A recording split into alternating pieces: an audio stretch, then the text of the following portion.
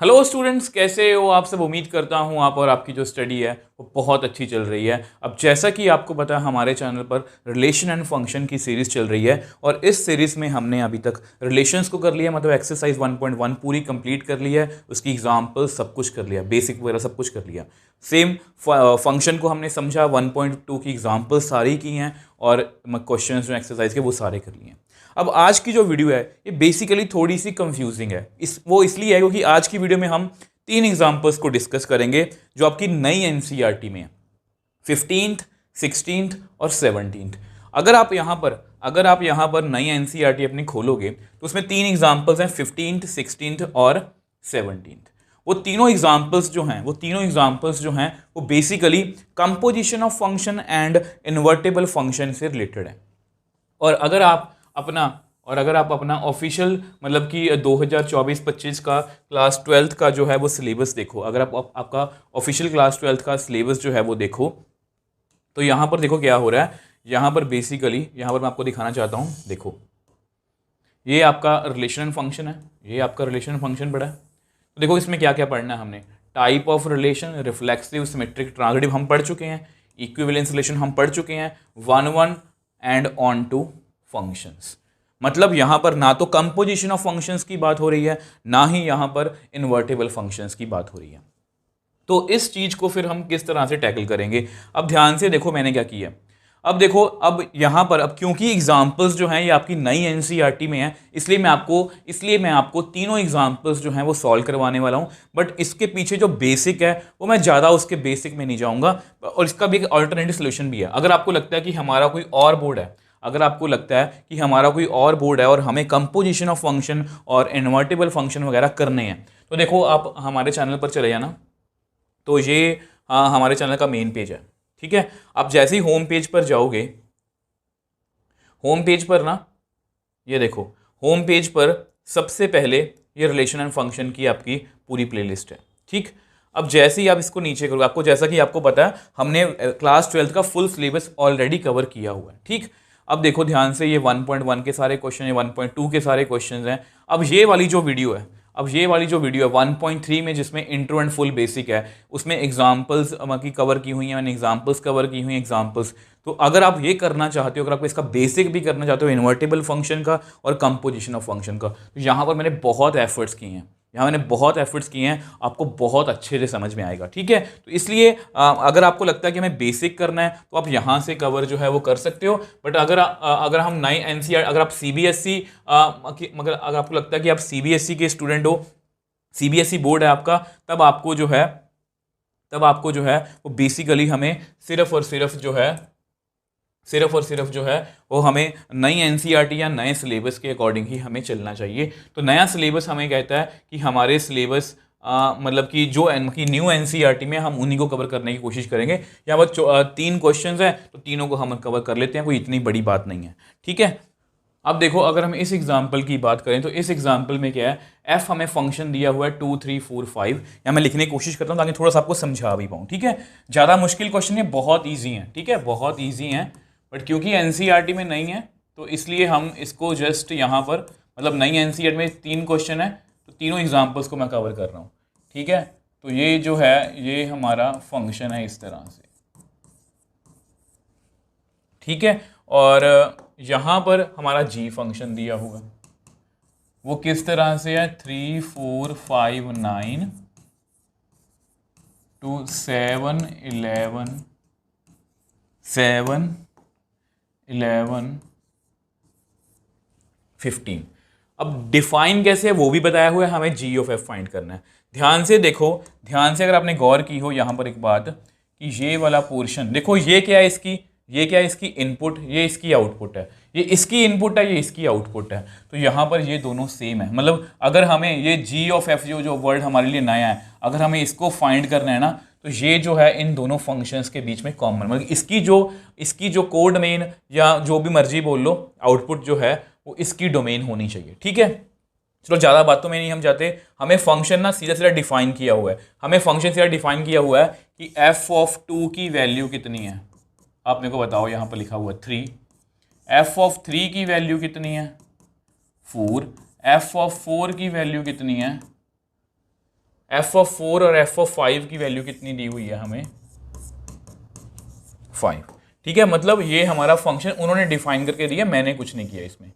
ठीक, अब same way से उस फंक्शन की बात करते हैं। अब इसमें g ऑफ 3 कितना है, is equal to g4 is equal to 7, और कुछ दिया, यस, g5 और g9 वो कितना दिया हुआ है हमें, 11।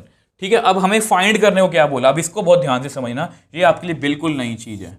g ऑफ f, इसका मतलब ये होता है कि g के अंदर fx, इसका मतलब ये होता है g के अंदर fx। जो इसमें सबसे समझने वाली बात है, वो ये है कि यहां पर हम देखो g के अंदर fx है, यहां पर हम x की वैल्यू कौन सी फिल करेंगे, तो f के देखो यहां पर ये f फंक्शन है, f के अंदर x है, तो हम f की इनपुट फिल करेंगे। तो पहले हम क्या करेंगे, नाउ g f के अंदर सबसे पहले क्या आ रहा है, 2। अब आप मेरे को बताओ f ऑफ 2 की वैल्यू कितनी है, f ऑफ 2 की वैल्यू कितनी है, 3।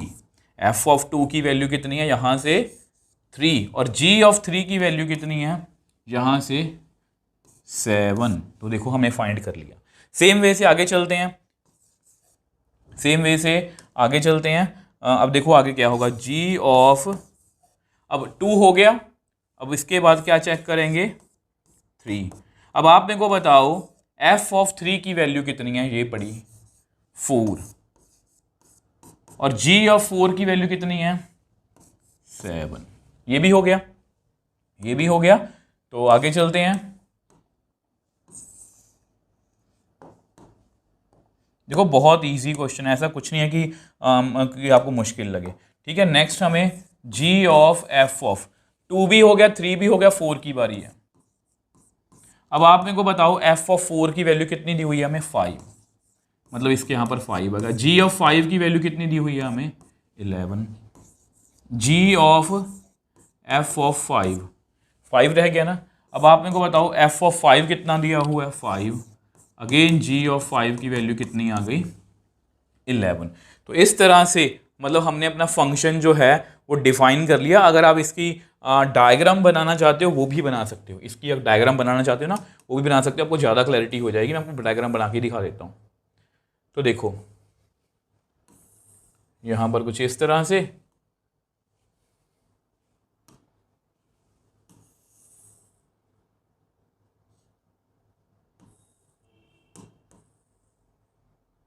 ठीक है, तो ये बेसिकली डायग्राम किसकी है, g ऑफ f की। यहाँ पर मैंने कौन कौन से एलिमेंट फिल किए हैं, मैंने फिल किया 2, फिर 3, फिर 4, फिर 5। 2, 3, 4, 5। मेरे आंसर क्या आ रहे हैं, 7, 7, 11, 11। यानी कि यहाँ पर 7 है, 11 है, 15 है। 15 कहाँ से आ गया, देखो हमेशा इनपुट इसकी आएगी 2, 3, 4, 5 और आउटपुट किसकी आएगी, इसकी, तो वो मैंने लिखा है। तो यहाँ पर 2 जो है किसके साथ अटैच है, 2 जो है वो 7 के साथ अटैच है। 3 जो है वो किसके साथ अटैच है, 7 के साथ अटैच है। 4 जो है वो किसके साथ अटैच है, 11 के साथ। 5 जो है किसके साथ अटैच है, 11 के साथ। तो इस तरह से हमने इस क्वेश्चन को सॉल्व कर लिया। ज़्यादा कुछ इसमें सोचने की बात नहीं है, ज़्यादा कुछ इसमें जो है वो सोचने की बात है ही नहीं है। जो मैंने आपको बताया, अगर आपको लगता है कि अगर आप CBSE के स्टूडेंट नहीं हो तो आपको मतलब कि कंपोजिशन या इन्वर्टेबल करना है तो आप हमारी पुरानी वीडियो से कर सकते हो। और अगर आपको लगता है कि मतलब हम CBSE के स्टूडेंट हैं, ये एग्जांपल्स जस्ट हमें कवर करनी है, तो आप इस तरह से कर सकते हो। कुछ भी मुश्किल नहीं है, बस इस बात का ध्यान रखोगे कि यहाँ पर अगर g ऑफ f है तो मतलब कि f के अंदर उसकी इनपुट आएगी। 2 फिल करेंगे, फिर 3, फिर 4, फिर 5। आई होप ये एग्जाम्पल जो है आपको अच्छे से क्लियर है। तो नेक्स्ट भी वही एग्जाम्पल है, बहुत ईजी है। ध्यान से देखो इसमें क्या हुआ, हमें यहाँ पर g ऑफ f दिया हुआ है, हमें यहाँ पर g ऑफ f जो है वो दिया हुआ है, रीड कर पा रहे हो, g ऑफ f दिया हुआ है। और पहले फंक्शन को लिख ही लेते हैं। ठीक है, फंक्शन किस तरह से है, f from r to r। Function किस तरह से डिफाइन है, fx वाला, fx is equal to cos x। ठीक है। और कौन सा फंक्शन दिया हुआ है हमें, और कौन सा फंक्शन दिया हुआ है, जी, ये दिया हुआ है R2R, R2R है ना। और gx की वैल्यू किस तरह से है, 3x²। तो हमने दोनों फंक्शन लिख लिए। अब उन्होंने क्या बोला है, उन्होंने ये बोला कि f of g show that. अब ये शो करना है हमें, बहुत ईजी है, बहुत ईजी है। देखना ये बहुत ईजी है, देखो कैसे करेंगे।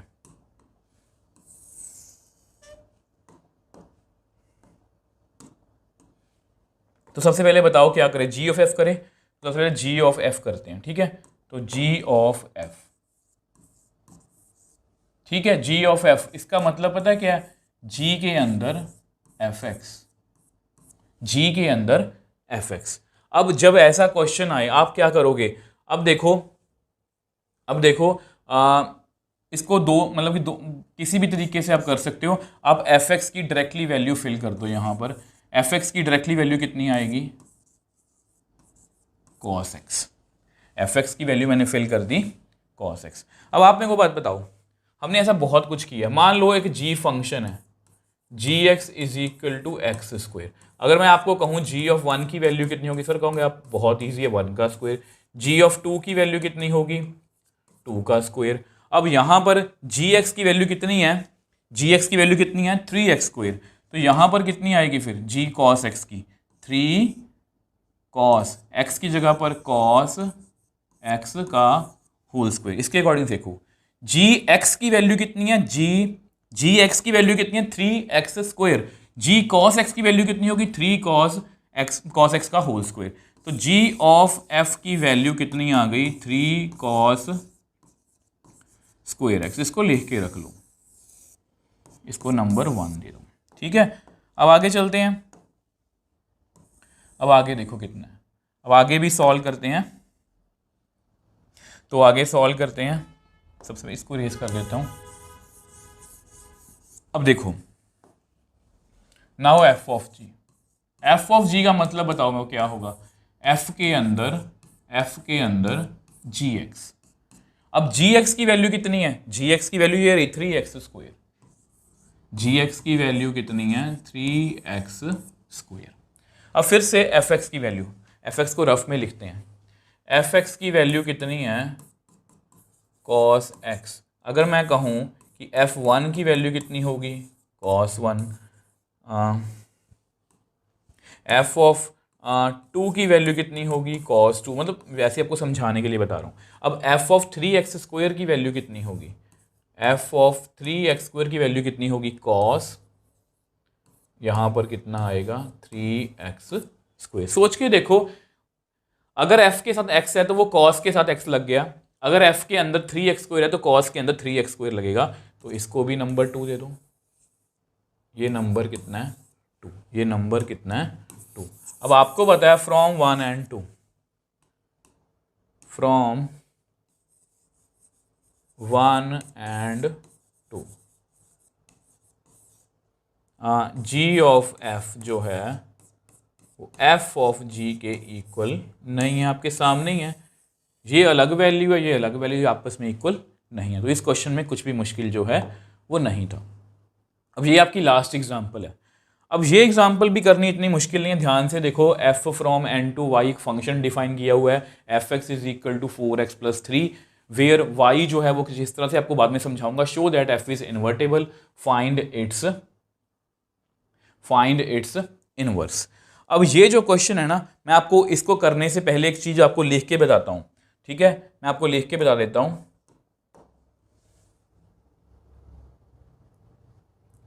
A function f is invertible, if function f is invertible if and only if f is 1 1 and onto, ठीक है। तो इस बात को याद रखोगे, ये आपको इसलिए बताना पड़ रहा है क्योंकि हमने इसका बेसिक नहीं पढ़ा, क्योंकि ये हमारे सिलेबस का पार्ट नहीं है। अब देखो, अगर कोई फंक्शन, ये याद रखना, 1 1 on 2 हमने पढ़ा ना, अगर कोई फंक्शन 1 1 on 2 है ना तो उसको हम इन्वर्टेबल बोल सकते हैं। और यहाँ पर हमें क्या प्रूव करवाना है कि फंक्शन इन्वर्टेबल है। इन्वर्टेबल कब होगा? जब वो 1 1 ऑन टू होगा। तो बहुत ईजी है। अब देखो हमारा जो फंक्शन है वो किस तरह से डिफाइन है? F from N to Y. अब वाई जो है वो कैसा, ध्यान से देखो, वाई को रफ में करते हैं, मतलब समझने वाली बात कुछ खास नहीं है इसमें। Y is equal to 4x plus 3 for X belongs to natural number. मतलब ये y के अंदर सारे एलिमेंट कैसे होंगे? ध्यान से देखो, y के अंदर एलिमेंट कैसे होंगे। अगर आप यहाँ पर x को मानोगे, x नेचुरल नंबर में से आ रहा है, तो कितना आंसर आएगा यहाँ पर? 7। अगर आप यहाँ पर x को 2 फिल करोगे, कितना आएगा? 11। अगर आप यहाँ पर x को 3 फिल करोगे, कितना आएगा? 15। मतलब x में, मतलब y में ना इस तरह से एलिमेंट आएंगे, 7 फिर 11 फिर 15 फिर नेक्स्ट 19 आएगा, और इस तरह से आंसर आएगा। ठीक है, तो यानी कि ये हमारा वाई डिफाइन है। इससे हमें ज़्यादा का मतलब नहीं है, हमें कोई ज़्यादा मतलब नहीं है। हमारा फंक्शन डिफाइन है, डिफाइन कैसे है वो लिख लेते हैं। हमारा फंक्शन डिफाइन है जी, defined as f x is equal to 4x plus 3। सबसे पहले किसकी बात करेंगे सर? 1 1 की। लो 1 1 की बात करते हैं। अब ये तो जानी पहचानी चीज़ है, ये हम लास्ट वीडियो में कर चुके हैं। 1 1 कैसे करते हैं आप मेरे को बताओ सर? 2 एलिमेंट ले लो, x1 x2 belongs to n। ठीक है, हम क्या मानेंगे? हम इमेजेस सेम मान लेंगे। Let fx1 is equal to fx2। इसका आंसर कितना आएगा? 4x1 plus 3। इसका आंसर कितना आएगा? 4x2 plus 3। अब ये आपस में कट गया, तो 4x1 is equal to 4x2, ये 4 भी कट गया, तो x1 is equal to x2। मतलब यहाँ पर क्या हो रहा है? मतलब यहाँ पर क्या हो रहा है कि इमेजेस सेम थी हमारी, इमेजेस जो हैं वो सेम थी हमारी, और एलिमेंट्स भी सेम आ गए। इमेजेस सेम थी, एलिमेंट्स भी सेम आ गए। तो हमारा जो फंक्शन है इसको मैं क्या बोल सकता हूँ? हमारा जो फंक्शन है इसको मैं क्या बोल सकता हूँ? It is 1 1। इसके पीछे का बेसिक भी मैं आपको समझा चुका हूँ कि इसके पीछे बेसिक क्या होता है। ठीक है, तो यानी कि हमारा फंक्शन 1 1 तो हो गया। अगर 1 1 हो गया तो इसके बाद हम ऑन टू की बात कर लेते हैं, देखते हैं ऑन टू में क्या है। ठीक है, तो ऑन टू के लिए ऐसा करते हैं, यहाँ पर आपको पता है ऑन टू कैसे करते हैं, लास्ट वीडियो में आपको चेक किया होगा। Let F x is equal to Y. F X की वैल्यू कितनी है? 4x plus 3 is equal to Y. तो हम x की वैल्यू निकालने की कोशिश करेंगे, y माइनस 3। तो x कितना, यहाँ पर x कितना आएगा? x आएगा जी y माइनस 3/4। तो यहाँ पर बेसिकली क्या हो रहा है? x is equal to Y. अब हम ये चेक करेंगे कि क्या यहाँ पर, अब ध्यान से मेरी बात सुनना, अब देखो आपको पता है, यहाँ पर ध्यान से मेरी बात सुनना, y जो है वो किसको बिलोंग कर रहा है? कैपिटल Y को। और कैपिटल Y में एलिमेंट कैसे हैं? 7 11 15 19। ध्यान से देखो, इसमें पैटर्न फॉलो हो रहा है, इसमें 4 4 का डिफरेंस है। तो यानी कि अगर हम यहाँ पर 7 फिल करें, 7 माइनस 3 4, 4/4 1। 11 फिल करो, 11 माइनस 3 8, 8/4 2। 15 फिल करो, 15 माइनस 3 12, 12/4 3। 19 फिल कर लो, 19 माइनस 3 डिवाइड बाई 4 कितना आएगा? 4। मतलब यहाँ पर हमेशा, तो यहाँ पर क्या लिखूंगा? For every y belongs to capital Y, there is x belongs to n such that fx is equal to y, therefore f is on to. तो यहाँ पर हमारा जो फंक्शन है वो ऑन टू बन गया। और अगर हमारा फंक्शन ऑन टू बन गया, अगर हमारा फंक्शन जो है वो ऑन टू बन गया, तो आपको पता है यहाँ मैंने ऊपर क्या लिखा हुआ है? अगर फंक्शन 1 1 ऑन टू है तो उसको हम क्या बोल सकते हैं? इन्वर्टेबल। तो सिंस मैं क्या लिखूंगा? Since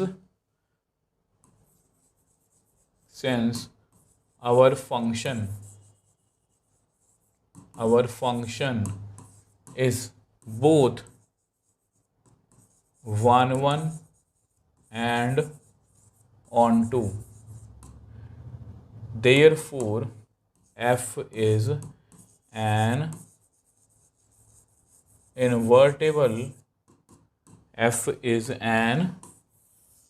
invertible function. तो हमारा जो फंक्शन है वो एक इन्वर्टेबल फंक्शन है। अब यहां पर उन्होंने साथ में क्या बोला है, आल्सो फाइंड द इनवर्स। अब इनवर्स हम कैसे फाइंड करेंगे, अब इनवर्स हम यहीं से फाइंड करेंगे। We know x is equal to y minus 3/4। अब क्योंकि इन्वर्टेबल है, देखो इन्वर्टेबल का मतलब क्या होता है आपको थोड़ा सा समझाऊं। देखो फंक्शन हमारा 1 1 on 2 है, फंक्शन हमारा 1 1 on 2 है। थोड़ा सा इसको फील करने की कोशिश करना, थोड़ा सा इसको फील करने की कोशिश करना। देखो ध्यान से मेरी बात समझना, 1 1 on 2 क्यों बोलते हैं।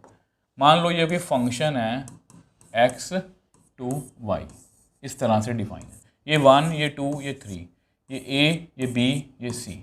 अब फंक्शन ये कौन सा फंक्शन हुआ आप मेरे को बताओ। Sir different element of x have different images in y, तो ये 1 1 है। अब y में कोई एलिमेंट खाली नहीं है तो ये on 2 भी है, तो क्लियरली ये 1 1 on 2 है, क्लियरली ये 1 1 on 2 है। अब देखो अब क्लियरली ये 1 1 on 2 है, तो therefore f is an invertible function. तो इसको हम इन्वर्टेबल बोल लेंगे। इन्वर्टेबल का मतलब क्या होता है, इसका मतलब ये होता है कि अगर f1, देखो f1 का आंसर कितना है a, f2 का आंसर कितना है b, f3 का आंसर कितना है c। तो यानी कि यहाँ पर फंक्शन को मैं इधर मूव कर सकता हूँ। इसको मैं ऐसे लिख सकता हूँ 1 is equal to f inverse a, 2 is equal to f inverse b, 3 is equal to f inverse c।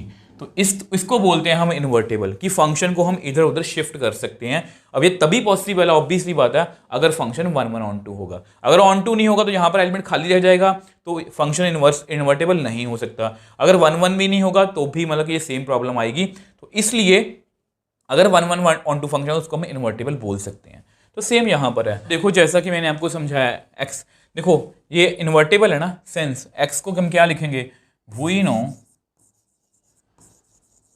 fx is equal to Y. अब फंक्शन इन्वर्टेबल है, तो मतलब कि फंक्शन अगर इन्वर्टेबल है which implies x is equal to f inverse y। तो x की जगह पर मैं क्या लिखूंगा, f inverse y is equal to y minus 3/4। तो ये हमारा क्या है, इनवर्स, इस फंक्शन का इनवर्स। तो कुछ भी नहीं था, हमने 1 1 कर दिया, on 2 कर दिया। इसको हम जानते हैं, अगर कोई फंक्शन 1 1 on 2 है तो उसको हम इन्वर्टेबल जो है वो बोल सकते हैं। तो अब आपको पता है कि ये हमने कर लिया था कि x की value in terms of y जो है वो हमने निकाल ली थी। तो अगर फंक्शन इन्वर्टेबल है तो उसको मैं इधर उधर शिफ्ट कर सकता हूँ, मैं इस फंक्शन को उधर ले गया, तो f इनवर्स x की वैल्यू कितनी है, f इनवर्स y। तो ये आपका नया फंक्शन है, ये आपका एक और फंक्शन है, ये आपका नया फंक्शन है। आई होप आज की वीडियो की तीनों एग्जांपल्स जो है आपको समझ में आई हैं, और जो मैंने आपको गाइड की है कि अगर आपको लगता है कि आप सीबीएसई के अलावा कंपोजिशन पढ़ना या आप आईआईटी जेई के लिए composition of function invertible functions पढ़ना चाहते हो, तो आप हमारी पुरानी वीडियोस जो है वो देख सकते हो। अगर हम सिर्फ बोर्ड पॉइंट ऑफ व्यू की बात करें तो सीबीएसई में नई एनसीईआरटी में 3 एग्जाम्पल्स थी, मैंने तीनों आपको करवा दी हैं। नेक्स्ट वीडियो में हम इसकी मिसलेनियस एग्जाम्पल्स को डिस्कस करेंगे और फिर लास्ट में हमारी मिसलेनियस एक्सरसाइज। तो इस तरह से हम ये पूरा चैप्टर खत्म कर लेंगे। अगर आपको वीडियो अच्छी लगी तो वीडियो को लाइक कीजिए, शेयर कीजिए, इससे हमें मोटिवेशन मिलती है। तो मिलते हैं नेक्स्ट वीडियो में।